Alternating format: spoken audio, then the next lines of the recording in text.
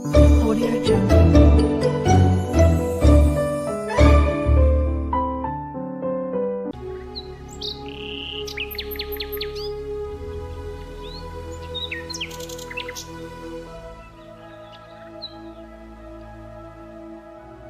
आदित्य अपने घर पर आया ही था कि तभी आदित्य की माँ सावित्री आदित्य से बोली, मैं तेरा ही इंतजार कर रही थी। हाँ, क्या हुआ माँ? घर में लकड़ियाँ खत्म हो गई हैं। मैं भोजन बनाने के लिए बैठी हुई हूँ। चूल्हे के जलने के लिए लकड़ियाँ नहीं हैं। अरे चिंता मती करो माँ, मैं अभी जंगल से लकड़ियाँ काट कर लाता हूँ, ठीक है ना? चलो। इतना बोलकर आदित्य कुल्हाड़ी लेकर घर से बाहर जंगल की ओर निकल पड़ा। आदित्य पेड़ पर कुल्हाड़ी चलाने ही वाला था कि तभी उसके कानों में किसी जानवर का दर्द भरा स्वर टकराया।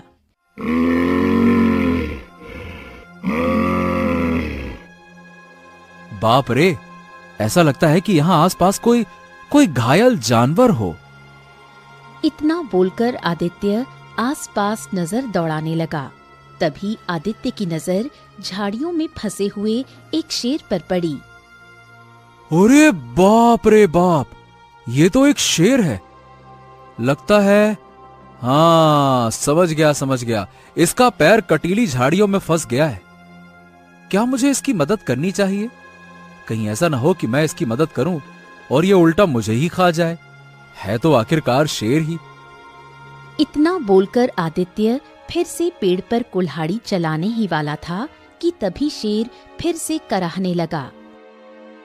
आदित्य को न जाने क्यों उस शेर पर दया आ गई।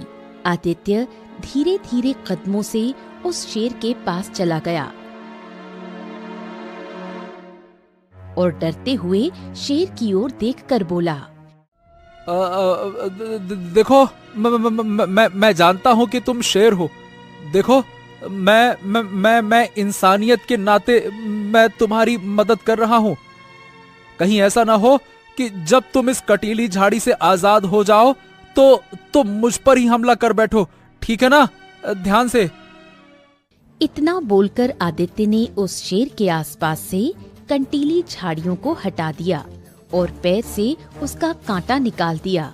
कांटा निकलते ही शेर अचानक इंसानी आवाज में आदित्य से बोला, हाँ, तुम्हारा बहुत बहुत शुक्रिया। शेर के मुंह से इंसानी आवाज सुनकर आदित्य बुरी तरह से डर गया। हैं? तुम तो शेर हो, फिर तुम इंसानी आवाज में बात कैसे कर सकते हो? हाँ, डरो मत। ये एक बहुत पुरानी बात है। जब एक साधु के ऊपर किसी जंगली भेड़िए ने आक्रमण कर दिया था, तो उस समय मैं उस भेड़िए को मारकर साधु महाराज के प्राण बचाए थे मैंने। साधु महाराज ने प्रसन्न होकर मुझे ये शक्ति प्रदान की थी कि मैं इंसानी आवाज में किसी से भी बात कर सकता हूं। तुमने मेरी जान बचाई है। आज के बाद इस जंगल में अगर तुम्हें किसी भी मुसीबत का सामना करना पड़े तो तुम बेझिझक अपने मित्र शेर सिंह को आवाज लगा देना। हम दौड़े चले आएंगे, ठीक है? इतना बोलकर शेर दौड़ता हुआ वहां से चला गया। आदित्य लकड़ियां लेकर अपने घर चला आया।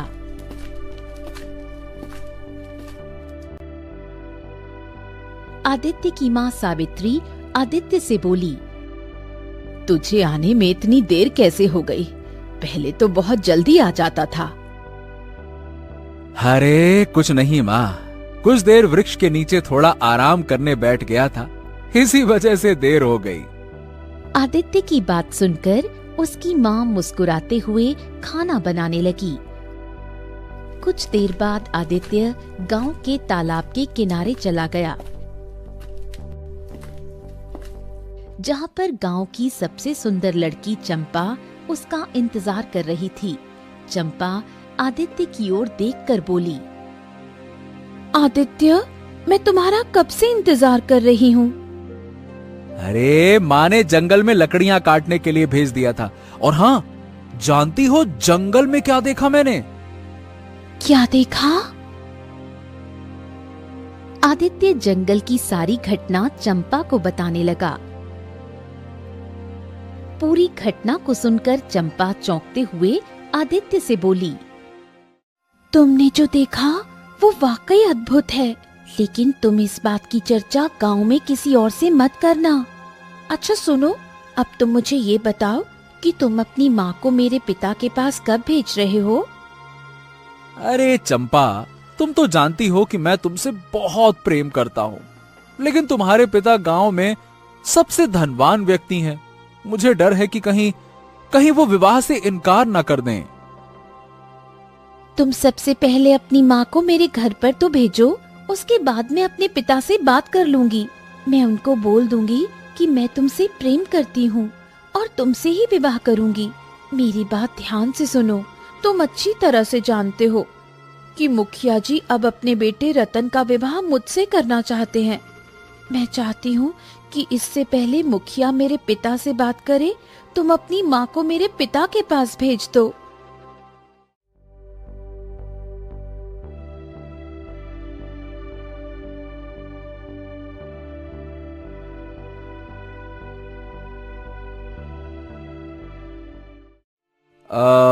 माँ, मैं ये कह रहा था कि मैं चंपा से प्रेम करता हूँ। कल तुम चंपा के पिता से मेरे रिश्ते के बारे में बात करो ना। बेटा, तू अच्छी तरह से जानता है कि चंपा के पिता बहुत धनवान हैं। वो किसी भी कीमत पर चंपा का विवाह तुमसे नहीं करेंगे। लेकिन फिर भी मैं तुम्हारा मन रखने के लिए एक बार चंपा के पिता से बात जरूर करूंगी।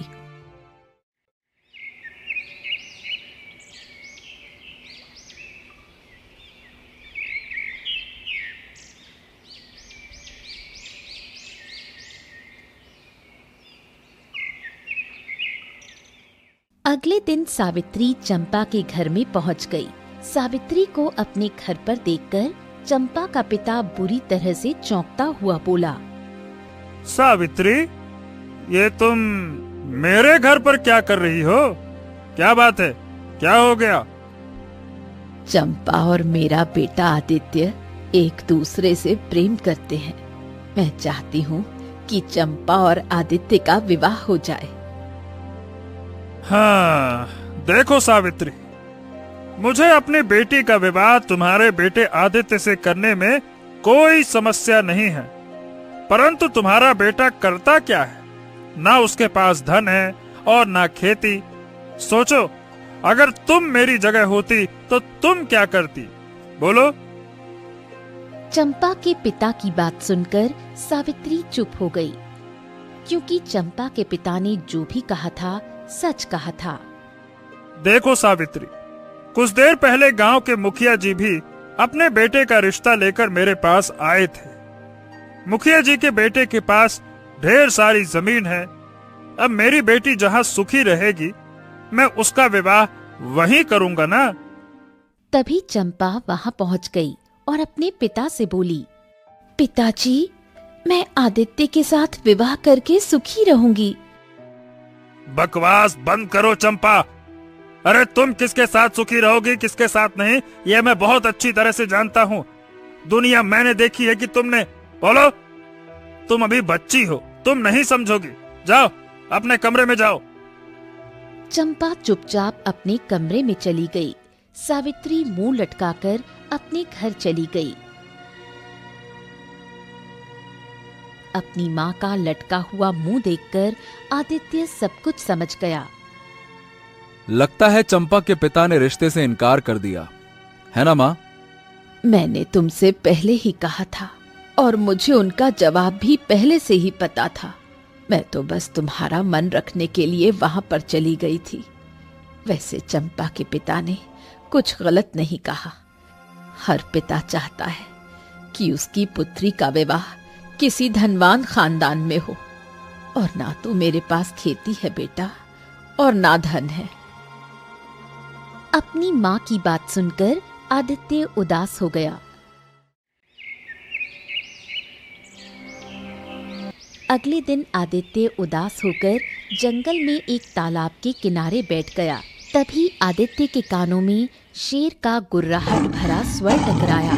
आदित्य ने जैसे ही पलट कर देखा तो पीछे वही शेर खड़ा हुआ था जिसकी आदित्य ने मदद की थी, और शेर आदित्य की ओर देखकर गौर से बोला, क्या हुआ मेरे मित्र? तुम इस तालाब के किनारे उदास क्यों बैठे हो? हाँ, तुम्हें बताने से कोई फायदा नहीं होगा मित्र, क्या कहूँ। अरे, मुझे बताकर तो देखो, हो सकता है कि मैं तुम्हारी कोई मदद कर सकूं। आदित्य सारी घटना बताने लगा। आदित्य के मुंह से सारी घटना सुनने के बाद शेर गहरी सोच में गुम हो गया। कुछ देर बाद शेर आदित्य से बोला, तो ये बात है, मैं तुम्हारी मदद कर सकता हूँ।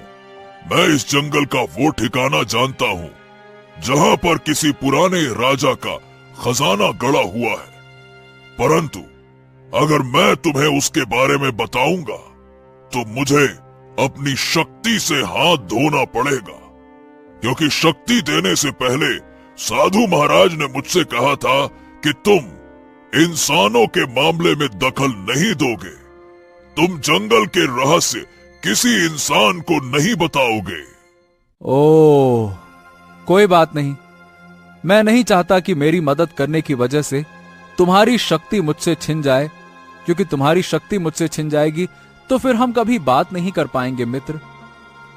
नहीं मेरे मित्र, नहीं। जब मैं झाड़ियों में फंसा हुआ था तब तुमने अपनी जान की परवाह किए बगैर मेरी सहायता की थी।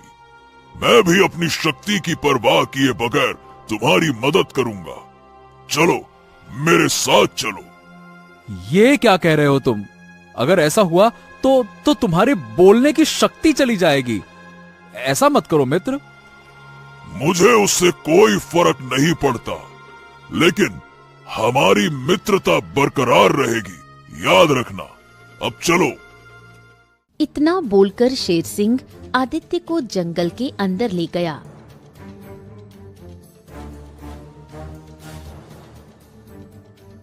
और एक खंडहर के सामने इशारा करते हुए आदित्य से बोला, हाँ, सुनो, इस जमीन को खोदो। इस जमीन के नीचे तुम्हें ढेर सारा खजाना मिल जाएगा, और याद रखना, जैसे ही खजाना तुम्हें मिलेगा उसके बाद मैं तुमसे इंसानी आवाज में बात नहीं कर पाऊंगा। खजाना पाने के बाद तुम बहुत धनवान बन जाओगे और तुम्हें तुम्हारी प्रेमिका भी मिल जाएगी। मेरे मित्र, धनवान बनने के बाद मुझे भूल मत जाना, है ना? और हाँ, तुम्हें यह खजाना कैसे मिला, इस बात का रहस्य केवल अपने तक ही सीमित रखना। चाहे कुछ भी हो जाए, किसी को कभी भी कुछ मत बताना, ठीक है? कैसी बातें कर रहे हो शेर सिंह? मैं तुम्हारा मित्र हमेशा रहूंगा और तुमसे रोज मिलने आया करूंगा, और मैं वादा करता हूं कि मैं ये राज किसी को नहीं बताऊंगा कि यह खजाना मुझे कैसे मिला। हमारी मित्रता हमेशा कायम रहेगी मित्र, ये मेरा वादा है। इतना बोलकर आदित्य उस जमीन की खुदाई करने लगा। कुछ ही देर में आदित्य को जमीन के नीचे एक बहुत पुराना बक्सा मिला। आदित्य ने जैसे ही उस बक्से को खोला तो उसमें स्वर्ण मुद्राओं का ढेर लगा हुआ था। आदित्य खुशी से चीखता हुआ शेर सिंह से बोला, अरे अरे, तुमने बिल्कुल सही कहा था मेरे मित्र शेर सिंह। हाँ, ये बक्सा तो स्वर्ण मुद्राओं से भरा हुआ है। अरे मगर मुझे माफ करना, मुझे बहुत बुरा लग रहा है। अब तुम कुछ नहीं बोल सकोगे। मैं समझ गया शेर सिंह कि तुम्हारे बोलने की शक्ति अब जा चुकी है, पर याद रखना, हमारी मित्रता कभी नहीं जाएगी। हमारी मित्रता ऐसे ही बनी रहेगी। आदित्य स्वर्ण मुद्राओं से भरे बक्से को लेकर अपने घर चला आया।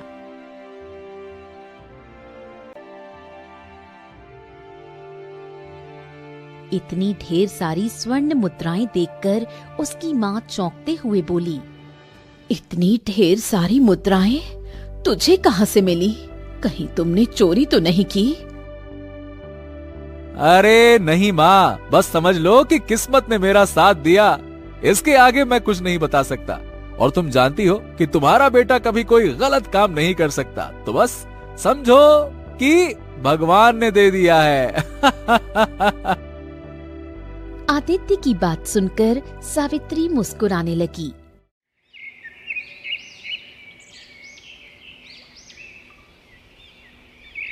कुछ दिनों में आदित्य अपने गांव का सबसे धनवान व्यक्ति बन गया।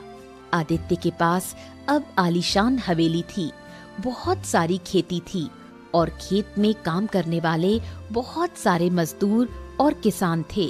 मगर आदित्य अपने मित्र शेर सिंह से मिलने रोज जंगल जाया करता और शेर सिंह से घंटों बातें करता। शेर सिंह इंसानी आवाज में बोल तो नहीं सकता था, परंतु वो आदित्य की हर बात सुनकर अपना सर इधर उधर घुमाकर जवाब देने का हमेशा प्रयास करता।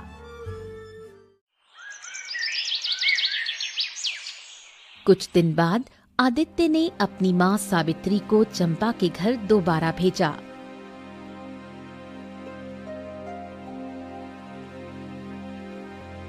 सावित्री को देखकर चंपा का पिता उठकर खड़ा हो गया।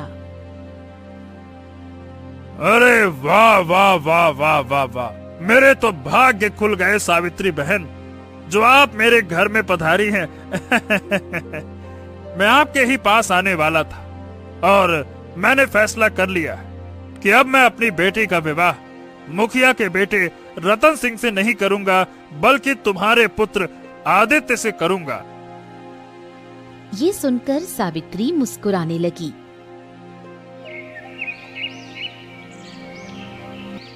कुछ ही दिनों में आदित्य और चंपा का विवाह धूमधाम से संपन्न हो गया।